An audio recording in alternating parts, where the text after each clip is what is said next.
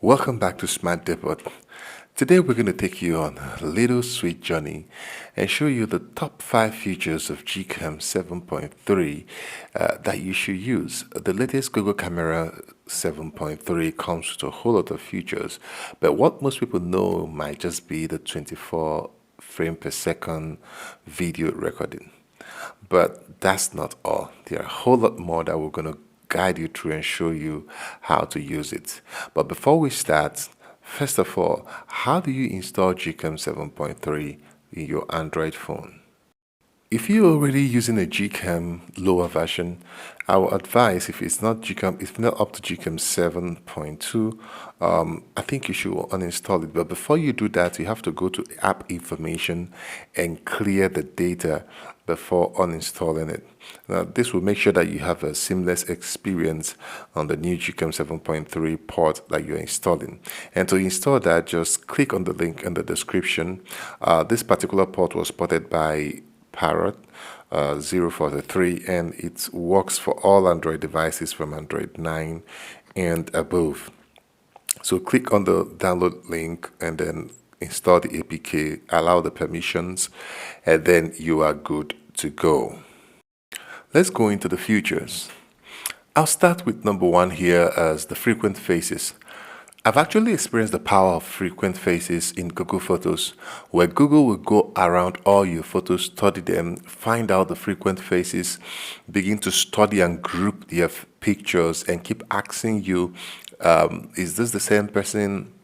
And all that stuff. And if you say yes, it will keep studying about the face, grouping pictures, gathering all the pictures in your gallery about that same face. Right now, Google is bringing that feature and has put it into live camera.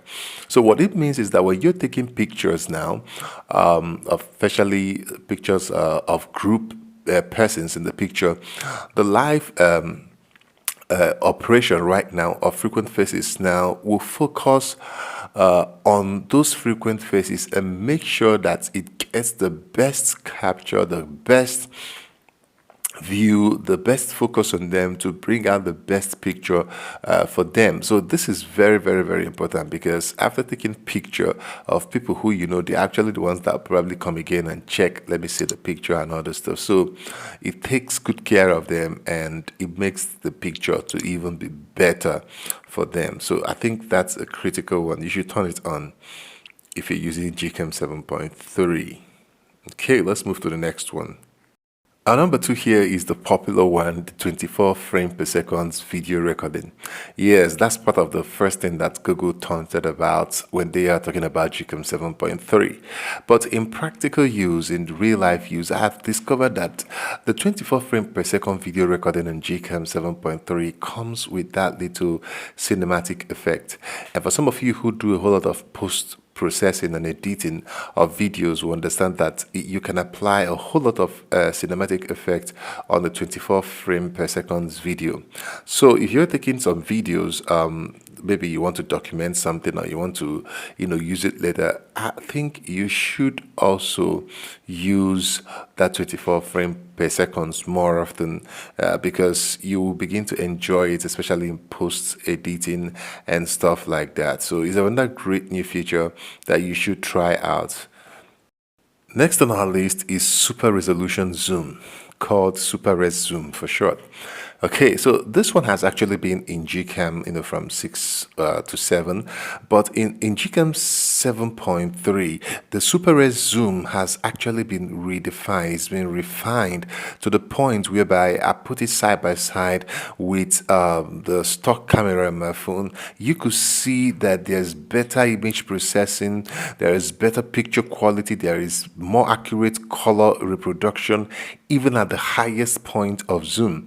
So if you have a camera that can't zoom so in, or maybe the zoom is so poor or bad, I mean, this will be a very, very, very interesting feature. And then mind you that most Gcam 7.3 ports that you get can do up to 40x to 60x zoom. And if you have that in your camera and retains the quality of the image, I mean, that is a great feature. You should always turn it on. The default usually 10. If you go to the setting, the default is 10x zoom, but you can actually increase it to 40 or 60 depending on the particular Gcam that you're using. So let's move to the next one. The next new feature that I've come to fall in love with in Gcam 7.3 is Do Not Disturb. Right now, the Gcam 7.3 now have extra permission to use the system Do Not Disturb mode, that is in Android, common in Android 9 and 10. It now have direct access to add that extra permission to make sure that nothing else disturbs you while you're using this camera. I mean, not even call can interrupt you using this. And this is very powerful because sometimes this thing can steal some moments. Maybe you're about to take a picture or something and the call or something will just pop up and just take out what you're about to do in the camera. So, but with this feature, always turn it on because you might not know the moment you will need it. I always turn that feature on. I'm beginning to enjoy it right now if I'm working, because I do a whole lot of work on camera Gcam. So if I'm working on it, nobody interrupts me until I'm through. So that's a great feature and you should turn it on. So let's move to the next one. Okay, we are the fifth one, which is our final one for today. But before we go into that, if you're watching this and you like the video you're watching, you can just please subscribe to the channel and like the video and leave us a comment in the comment section. Let us know how we can serve you better and do better videos overall. So the final one we're going to talk about today is reset settings. Now this is very, very important if you're the kind of person that like to tweak, like to change settings. You can run into some problem, and instead of you going out, going to app information, delete all data, you could just click on that reset setting and delete the user setting and get your cam back to the fresh default setting without having even to go out of the app, which is very, very, very, very critical. This is good, especially for those who are tweaking.